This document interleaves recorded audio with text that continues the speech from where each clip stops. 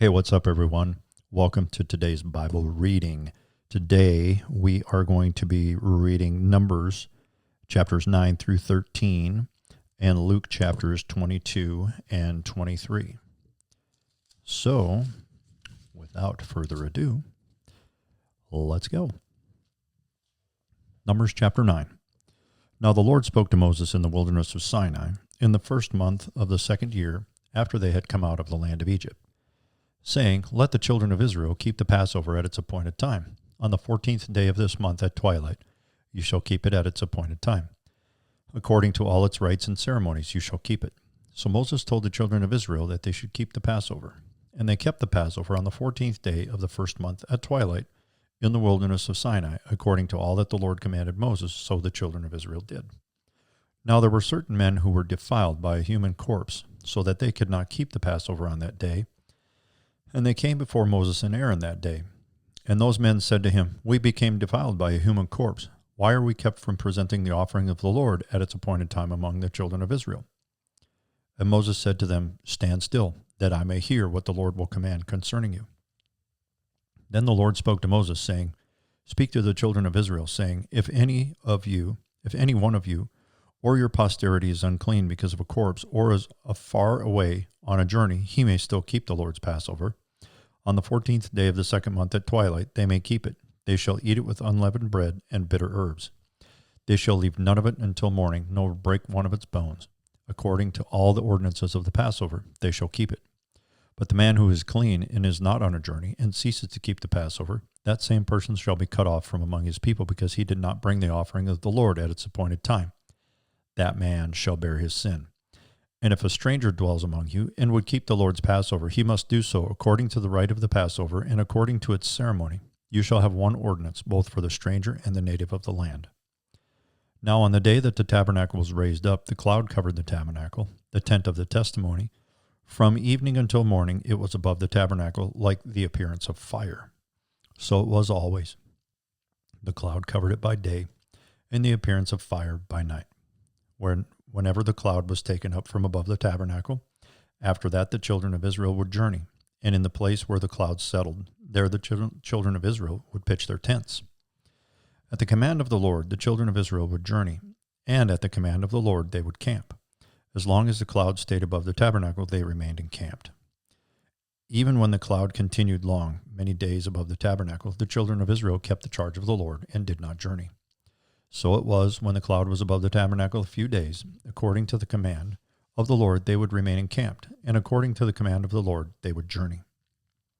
So it was, when the cloud remained only from evening until morning. When the cloud was taken up in the morning, then they would journey, whether by day or by night. Whenever the cloud was taken up, they would journey. Whether it was 2 days, a month, or a year that the cloud remained above the tabernacle, the children of Israel would remain encamped and not journey. But when it was taken up, they would journey. At the command of the Lord they remained encamped, and at the command of the Lord they journeyed. They kept the charge of the Lord at the command of the Lord by the hand of Moses. Numbers chapter 10. And the Lord spoke to Moses, saying, Make 2 silver trumpets for yourself. You shall make them of hammered work. You shall use them for calling the congregation and for directing the movement of the camps. When they blow both of them, all the congregation shall gather before you at the door of the tabernacle of meeting. But if they blow only one, then the leaders, the heads of the divisions of Israel, shall gather to you. When you sound the advance, the camps that lie on the east side shall then begin their journey. When you sound the advance the second time, the camps that lie on the south side shall begin their journey. They shall sound the call for them to begin their journeys. And when the assembly is to be gathered together, you shall blow, but not sound an advance. The sons of Aaron, the priests, shall blow the trumpets, and these shall be to you as an ordinance forever throughout your generations. When you go to war in your land against the enemy who oppresses you, then you shall sound an alarm with the trumpets, and you will be remembered before the Lord your God, and you will be saved from your enemies. Also in the day of your gladness, in your appointed feasts, and at the beginning of your months, you shall blow the trumpets over your burnt offerings and over the sacrifices of your peace offerings, and they shall be a memorial for you before your God. I am the Lord your God. Now it came to pass on the 20th day of the second month, in the second year, that the cloud was taken up from above the tabernacle of the testimony. And the children of Israel set out from the wilderness of Sinai on their journeys. Then the cloud settled down in the wilderness of Paran. So they started out for the first time according to the commandment of the Lord by the hand of Moses. The standard of the camp of the children of Judah set out first according to their armies. Over their army was Nashon, the son of Amminadab. Over the army of the tribe of the children of Issachar was Nethanel, the son of Zuar. And over the army of the tribe of the children of Zebulun was Eliab, the son of Helon. Then the tabernacle was taken down, and the sons of Gershon and the sons of Merari set out carrying the tabernacle. And the standard of the camp of Reuben set out according to their armies. Over their army was Elizur, the son of Shedeur. Over the army of the tribe of the children of Simeon was Shelumiel, the son of Zurishaddai. And over the army of the tribe of the children of Gad was Eliasaph, the son of Duel. Then the Kohathites set out, carrying the holy things. The tabernacle would be prepared for their arrival. And the standard of the camp of the children of Ephraim set out according to their armies. Over their army was Elishama, the son of Ammihud. Over the army of the tribe of the children of Manasseh was Gamaliel, the son of Pedazur. And over the army of the tribe of the children of Benjamin was Abidan, the son of Gideoni. Then the standard of the camp of the children of Dan, the rear guard of all the camps, set out according to their armies. Over their army it was Ahiezer, the son of Ammishaddai. Over the army of the tribe of the children of Asher was Pagiel, the son of Okran. And over the army of the tribe of the children of Naphtali was Ahira, the son of Enon. Thus was the order of march of the children of Israel according to their armies when they began their journey. Now Moses said to Hobab, the son of Reuel, the Midianite, Moses' father-in-law, "We are setting out for the place of which the Lord said, 'I will give it to you.' Come with us, and we will treat you well, for the Lord has promised good things to Israel." And he said to him, "I will not go, but I will depart to my own land and to my relatives." So Moses said, "Please do not leave, inasmuch as you know how we are to camp in the wilderness, and you can be our eyes. And it shall be, if you go with us, indeed it shall be, that whatever good the Lord will do to us, the same we will do to you." So they departed from the mountain of the Lord on a journey of 3 days. And the ark of the covenant of the Lord went before them for the 3 days' journey, to search out a resting place for them. And the cloud of the Lord was above them by day when they went out from the camp. So it was, whenever the ark set out, that Moses said, "Rise up, Lord, let your enemies be scattered, and let those who hate you flee before you." And when it rested, he said, "Return, O Lord, to the many thousands of Israel." Numbers chapter 11. Now when the people complained, it displeased the Lord, for the Lord heard it, and his anger was aroused. So the fire of the Lord burned among them, and consumed some in the outskirts of the camp. Then the people cried out to Moses, and when Moses prayed to the Lord, the fire was quenched. So he called the name of the place Taberah, because the fire of the Lord had burned among them.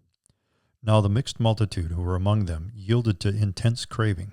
So the children of Israel also wept again, and said, "Who will give us meat to eat? We remember the fish which we ate freely in Egypt, the cucumbers, the melons, the leeks, the onions, and the garlic. But now our whole being is dried up. There is nothing at all except this manna before our eyes." Now the manna was like coriander seed, and its color like the color of bdellium. The people went about and gathered it, ground it on millstones or beat it in the mortar, cooked it in pans, and made cakes of it. And its taste was like the taste of pastry prepared with oil. And when the dew fell on the camp in the night, the manna fell on it. Then Moses heard the people weeping throughout their families, everyone at the door of his tent, and the anger of the Lord was greatly aroused. Moses also was displeased. So Moses said to the Lord, "Why have you afflicted your servant?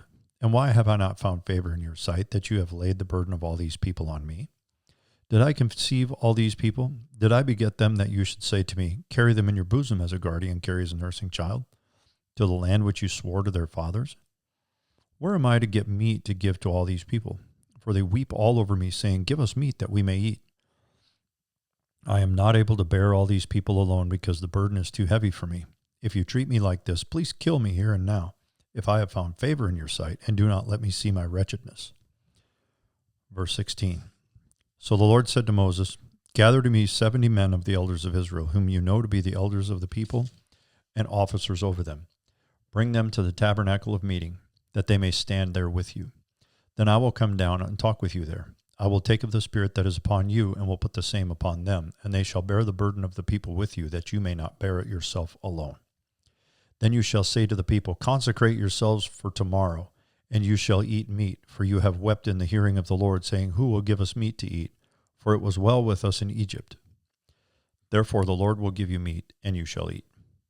You shall eat not 1 day, nor 2 days, nor 5 days, nor 10 days, nor 20 days, but for a whole month, until it comes out of your nostrils and becomes loathsome to you, because you have despised the Lord who is among you, and have wept before him, saying, why did we ever come up out of Egypt? And Moses said, the people who I am among are 600,000 men on foot, yet you have said, I will give them meat, that they may eat for a whole month. Shall flocks and herds be slaughtered for them, to provide enough for them? Or shall all the fish of the sea be gathered together for them, to provide enough for them? And the Lord said to Moses, has the Lord's arm been shortened? Now you shall see whether what I say will happen to you or not. So Moses went out and told the people the words of the Lord.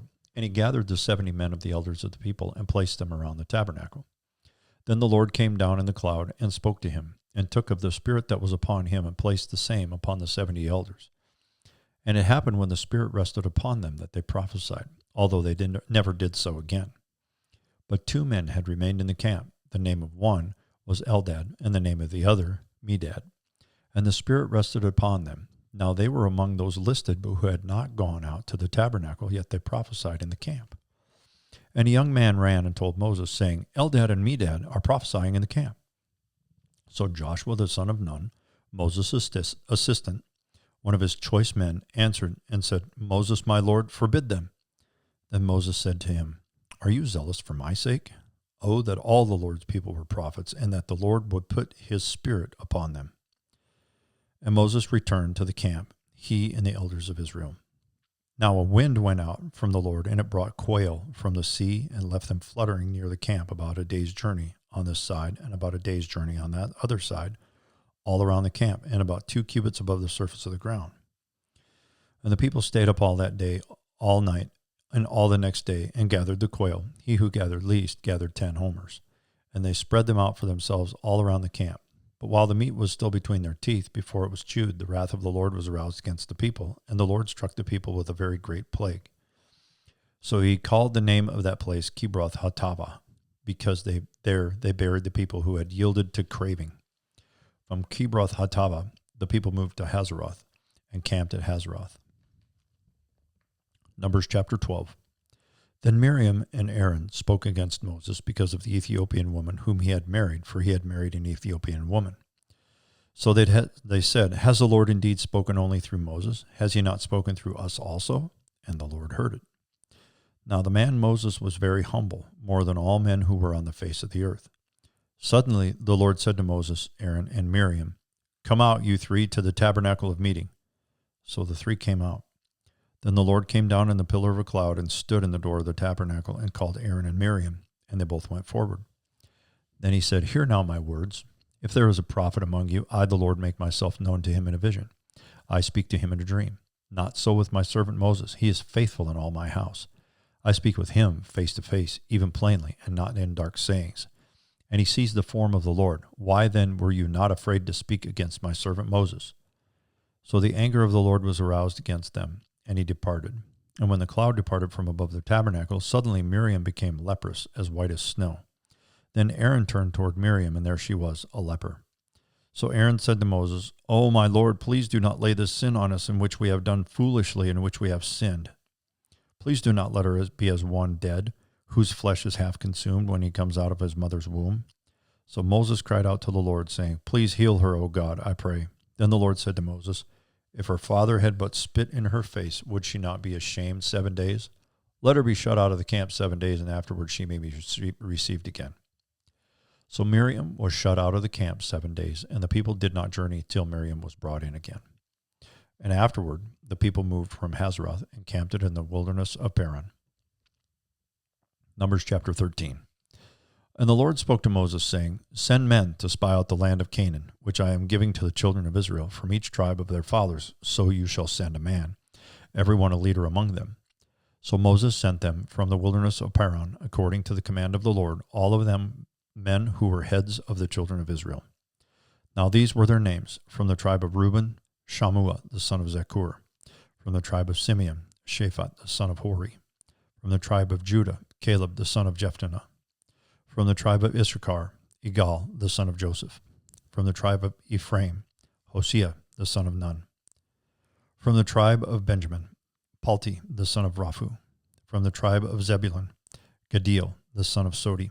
From the tribe of Joseph, that is, from the tribe of Manasseh, Gadi the son of Susi.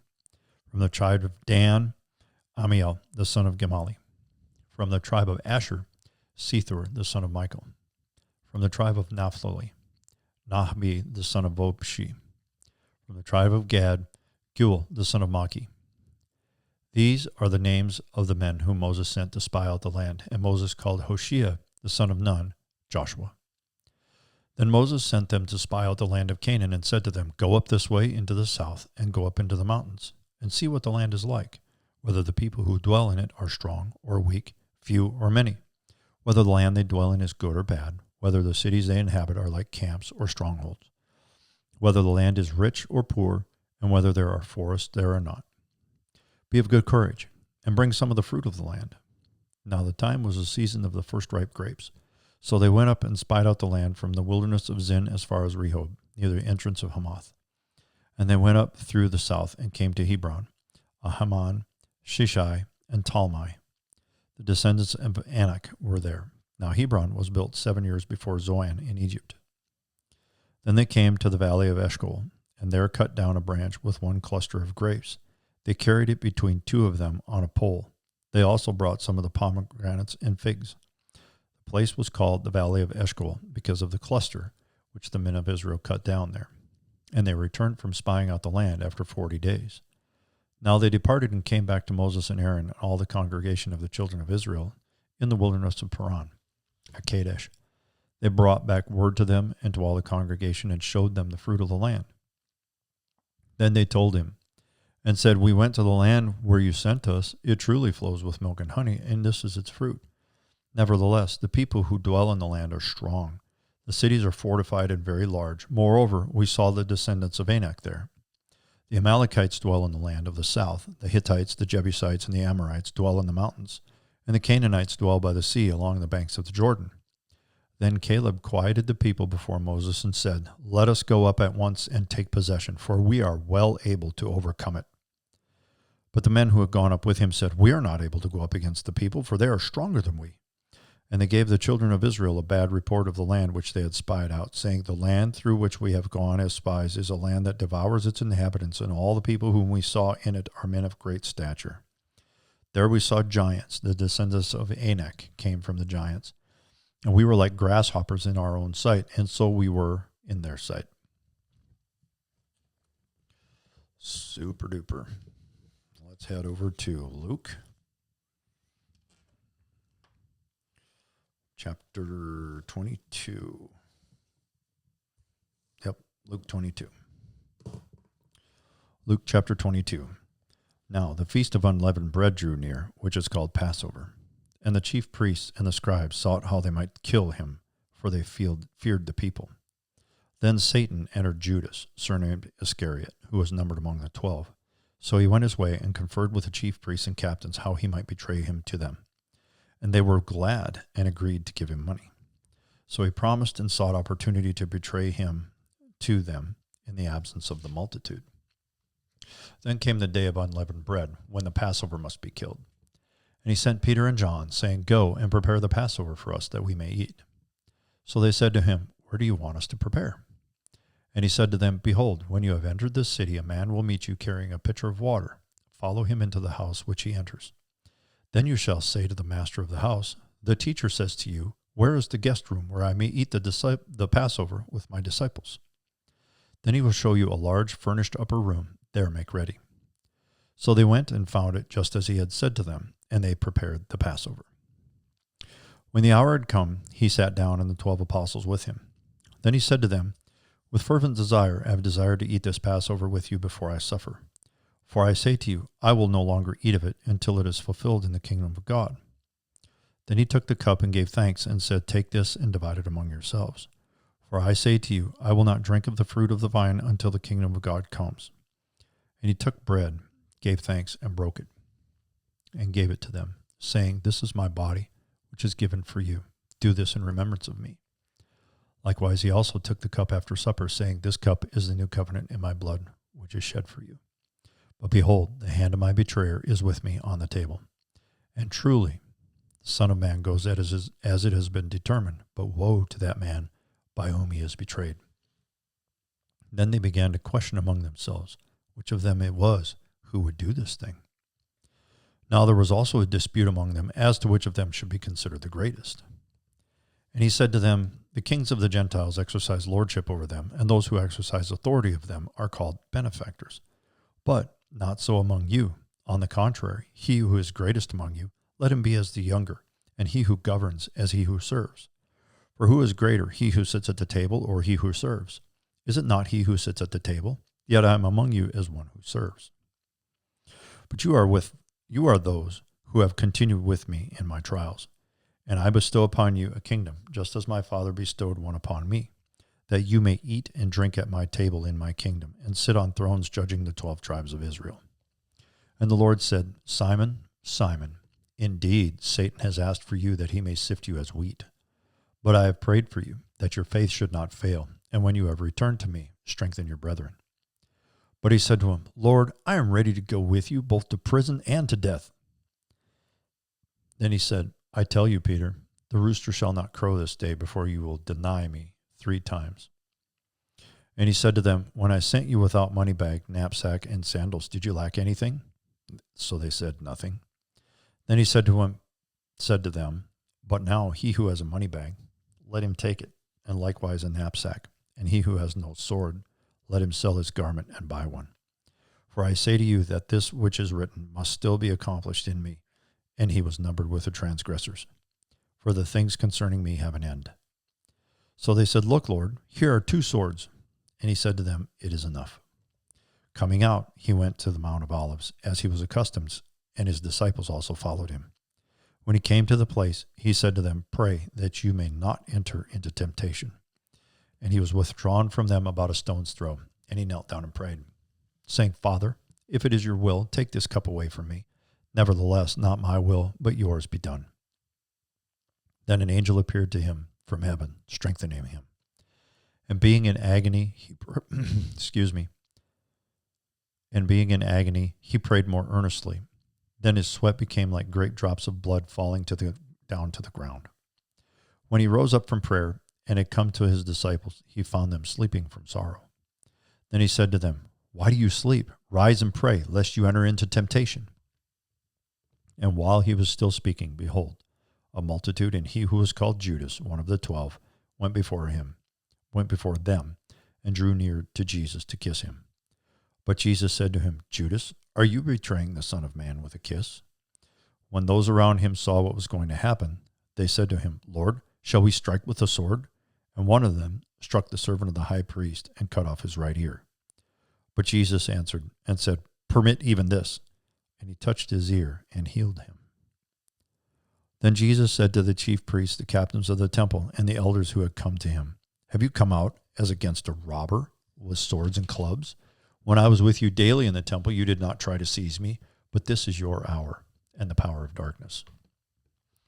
Having arrested him, they led him and brought him into the high priest's house, but Peter followed at a distance. Now when they had kindled a fire in the midst of the courtyard and sat down together, Peter sat among them. And a certain servant girl, seeing him as he sat by the fire, looked intently at him and said, this man also was with him. But he denied him, saying, woman, I do not know him.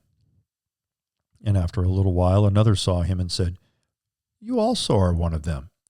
But Peter said, man, I am not.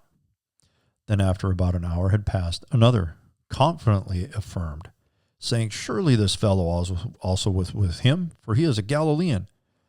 But Peter said, man, I do not know what you are saying. Immediately, while he was still speaking, the rooster crowed. And the Lord turned and looked at Peter. Then Peter remembered the word of the Lord, how he had said to him, before the rooster crows, you will deny me 3 times. So Peter went out and wept bitterly. Now the men who held Jesus mocked him and beat him, and having blindfolded him, they struck him on the face and asked him, saying, prophesy, who is the one that struck you? And many other things they blasphemously spoke against him. As soon as it was day, the elders of the people, both chief priests and scribes, came together and led him into their council, saying, if you are the Christ, tell us. But he said to them, if I tell you, you will by no means believe. And if I also ask you, you will by no means answer me or let me go. Hereafter, the Son of Man will sit on the right hand of the power of God.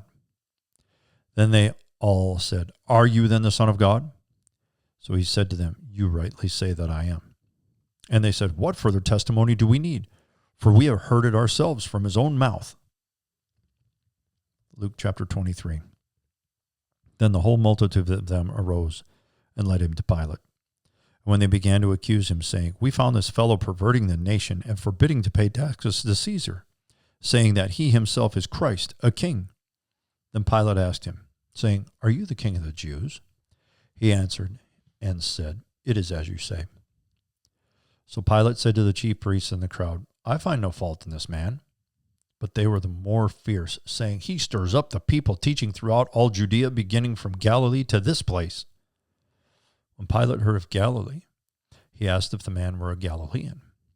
And as soon as he knew that he belonged to Herod's jurisdiction, he sent him to Herod, who was also in Jerusalem at the time. Now when Herod saw Jesus, he was exceedingly glad, for he had desired for a long time to see him, because he had heard many things about him, and he hoped to see some miracle done by him. Then he questioned him with many words, but he answered with nothing. And the chief priests and scribes stood vehemently, accused him. Then Herod, with his men of war, treated him with contempt and mocked him, arrayed him in a gorgeous robe, and sent him back to Pilate. That very day, Pilate and Herod became friends with each other, for previously they had been at enmity with each other. Then Pilate, when he had called together the chief priests, the rulers, and the people, said to them, you have brought this man to me as one who misleads the people. And indeed, having examined him in your presence, I have found no fault in this man concerning those things of which you accuse him. No, neither did Herod, for I sent you back to him. And indeed, nothing deserving of death has been done by him. I will therefore chastise him and release him, for it was necessary for him to release one of them at the feast. And they all cried out at once, saying, away with this man, and release to us Barabbas, who had been thrown into prison for a certain rebellion made in the city and for murder. Pilate, therefore, wishing to release Jesus, again called out to them. But they shouted, saying, crucify him, crucify him. Then he said to them the third time, why? What evil has he done? I have found no reason for death in him. I will therefore chastise him and let him go. But they were insistent, demanding with loud voices that he be crucified. And the voices of these men and of the chief priests prevailed. So Pilate gave sentence that it should be as they requested. And he released to them the one they requested, who for rebellion and murder had been thrown into prison, but he delivered Jesus to their will. Now as they led him away, they laid hold of a certain man, Simon, a Cyrenian, who was coming from the country. And on him they laid the cross, that he might bear it after Jesus. And a great multitude of the people followed him, and women also, who also mourned and lamented him. But Jesus, turning to them, said, daughters of Jerusalem, do not weep for me, but weep for yourselves and for your children. For indeed the days are coming in which they will say, blessed are the barren, wombs that never bore, and the breasts which never nursed. Then they will begin to say to the mountains, fall on us, and to the hills, cover us. For if they do these things in the green wood, what will be done in the dry? There were also two others, criminals, led with him to be put to death. And when they had come to the place called Calvary, there they crucified him, and the criminals, one on the right hand and the other on the left. Then Jesus said, Father, forgive them, for they do not know what they do. And they divided his garments and cast lots. And the people stood, looking on, but even the rulers with them sneered, saying, he saved others, let him save himself, if he is the Christ, the chosen of God. The soldiers also mocked him, coming and offering him sour wine, and saying, if you're the king of the Jews, save yourself. And an inscription also was written over him in letters of Greek, Latin, and Hebrew. This is the king of the Jews. Then one of the criminals who were hanged blasphemed him, saying, if you are the Christ, save yourself and us. But the other, answering, rebuked him, saying, do you not even fear God, seeing you are under the same condemnation? And we indeed justify, for we receive the due reward for our deeds, but this man has done nothing wrong. Then he said to Jesus, Lord, remember me when you come into your kingdom. And Jesus said to him, Assuredly I say to you, today you will be with me in paradise. Now it was about the 9th hour, and there was darkness over all the earth until the 9th hour. About the 6th hour, and there was darkness over all the earth until the 9th hour. Then the sun was darkened, and the veil of the temple was torn in two. And when Jesus had cried out with a loud voice, he said, Father, into your hands I commit my spirit. Having said this, he breathed his last. So when the centurion saw what had happened, he glorified God, saying, Certainly this was a righteous man. And the whole crowd who came together to that sight, seeing what had been done, beat their breasts and returned. But all his acquaintances and the women who followed him from Galilee stood at a distance, watching these things. Now behold, there was a man named Joseph, a council member, a good and just man. He had not consented to their decision indeed. He was from Arimathea, a city of the Jews, who himself was also waiting for the kingdom of God. This man went to Pilate and asked for the body of Jesus. Then he took it down, wrapped it in linen, and laid it in a tomb that was hewn out of the rock, where no one had ever been laid before. That day was the preparation, and the Sabbath drew near. And the women who had come with him from Galilee followed after, and they observed the tomb and how his body was laid.